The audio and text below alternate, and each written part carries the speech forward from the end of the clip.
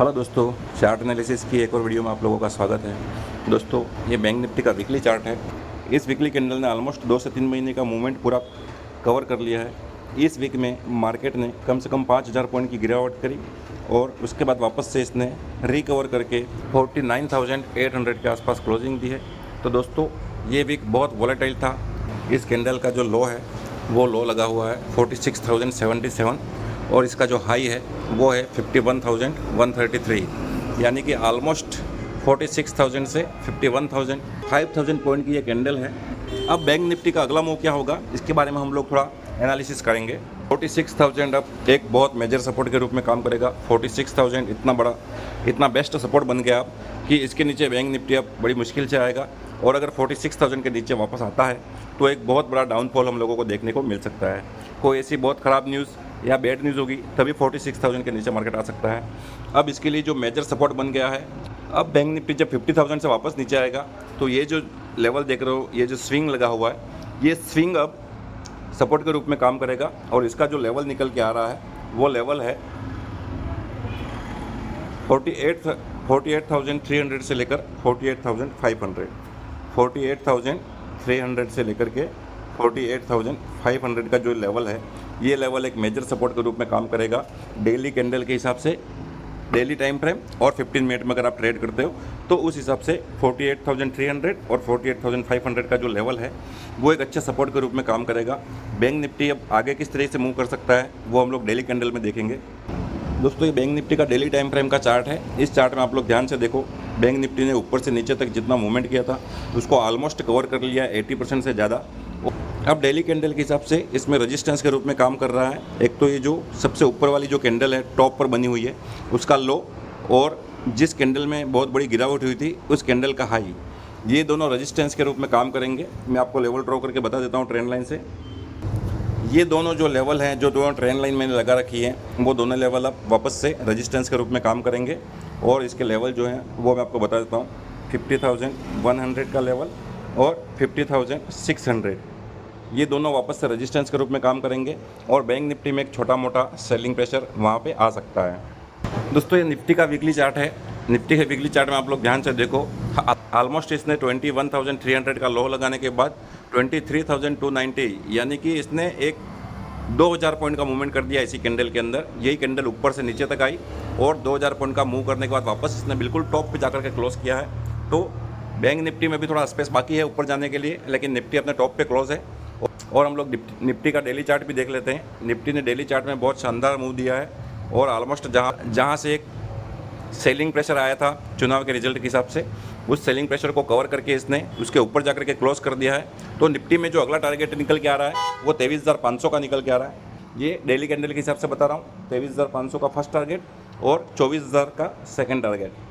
24,000 तक भी निफ्टी पहुँच सकता है। डेली टारगेट निकल के आ रहे हैं, इसके मूव को देखते हुए डेली बेसिस पे हैं। ठीक है, हम लोग 15 मिनट चार्ट में निफ्टी और बैंक निफ्टी दोनों को देखेंगे कि हम लोग किस तरीके से ट्रेड कर सकते हैं इसको, और फिर हम बैंकेक्स भी देखेंगे क्योंकि मंडे को बैंकेक्स का एक्सपायरी है तो हम लोग उसको भी इसमें शामिल करेंगे। दोस्तों, ये बैंक निफ्टी का चार्ट है 15 मिनट टाइम फ्रेम का। इसमें आप लोग ध्यान से देखो कि बैंक निफ्टी ने लास्ट जो ट्रेडिंग सेशन था उस दौरान लास्ट के आधे एक घंटे के अंदर एक रेंज बनाई है। 200 से 250 पॉइंट की ये रेंज है, 49,700 और 49,900। ये जो 200 पॉइंट की रेंज है, इस रेंज का जैसे ही ब्रेकआउट होगा मंडे के दिन, ध्यान से सुनना, अगर मंडे के दिन इसको ब्रेक करके अगर इस रेंज को ब्रेकआउट करता है, इसी जोन में कहीं पर ओपन होने के बाद अगर इसको ब्रेकआउट करता है तो 50,055 का फर्स्ट टारगेट रहेगा और उसके बाद 50,200 तक बैंक निफ्टी जा सकता है। अगर इसी रेंज में ओपन होने के बाद डाउन साइड की तरफ इसको ब्रेक करता है, नीचे की तरफ ब्रेक करता है, तो नीचे की तरफ यहाँ पर बहुत सारे सपोर्ट हैं। मैं आपको बता देता हूँ ड्रॉ करके। ये लेवल, ये सभी लेवल सपोर्ट की तरह काम करेंगे। तो वापस से बैंक निफ्टी यहीं पर कहीं सपोर्ट लेने के बाद वापस ऊपर की तरफ चला जाएगा। बेस्ट जो ट्रेड बनेगा वो वही बनेगा कि इसी रेंज में कहीं पर ओपन हो और ओपन होने के बाद अगर इसको ब्रेक करता है ऊपर के लेवल को, तो हम लोगों को 200 से 250 पॉइंट का एक बहुत अच्छा मूवमेंट वन वे मिल सकता है। अगर bank Nifty gap down open हो जाता है 49,400, 49,500, इस जोन में कहीं पर अगर गैप डाउन ओपन हो जाता है तो फिर प्राइस एक्शन का वेट करना है और प्राइस एक्शन के बाद अगर कोई बुलिश कैंडल बनती है या फिर हम लोगों को कोई डब्ल्यू पैटर्न इस टाइप का दिखता है तो हम लोग उसी के बेस पर ट्रेड करेंगे और 50,000 तक का टारगेट प्लान करेंगे। यहाँ पर ये जिस तरह का ये डब्ल्यू पैटर्न बना है, इस पैटर्न के हिसाब से अगर कोई पैटर्न बनता है और रेंज का ब्रेकआउट होता है तो हम लोग ऊपर की तरफ ट्रेड करेंगे जब ये गैप डाउन ओपन हो जाएगा। दोस्तों निफ्टी में बहुत अच्छा ट्रेड दिख रहा है, निफ्टी बुलिश है और लास्ट जो हाई है, जो ऑल टाइम हाई था उसके आसपास ही ट्रेड कर रहा है। तो जैसे ही ये कल के हाई को, लास्ट डे के हाई को ये ब्रेक करेगा जैसे ही, वैसे ही यहाँ पर एक 70 से 100 पॉइंट का बहुत शानदार मूव आपको बहुत फास्ट देखने को मिलेगा। ये जो दोनों लाइनें खींच रखी मैंने, इसी के बीच में कहीं पर ओपन होने के बाद ये हाई को ब्रेक करेगा तो 23,400 और 23,500 तक ये बहुत इजीली जा सकता है।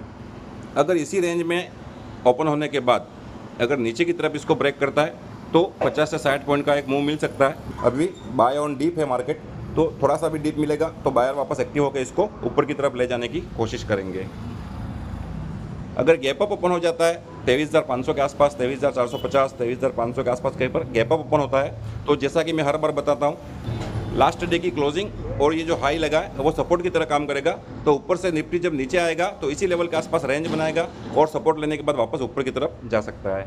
अगर गैप डाउन ओपन हो जाता है 23,100 के आसपास कहीं पर ओपन हो जाता है तो फिर हम लोग वही प्राइस एक्शन का वेट करने के बाद वापस ऊपर की साइड के लिए उसको ट्रेड करेंगे और हम लोगों को वापस नीचे से ऊपर की तरफ 100 से 150 पॉइंट का मूवमेंट मिल सकता है। इसके अलावा भी अगर कोई लेवल होगा दोस्तों तो मैं अपना व्हाट्सएप ग्रुप में आपको प्रोवाइड कर दूंगा।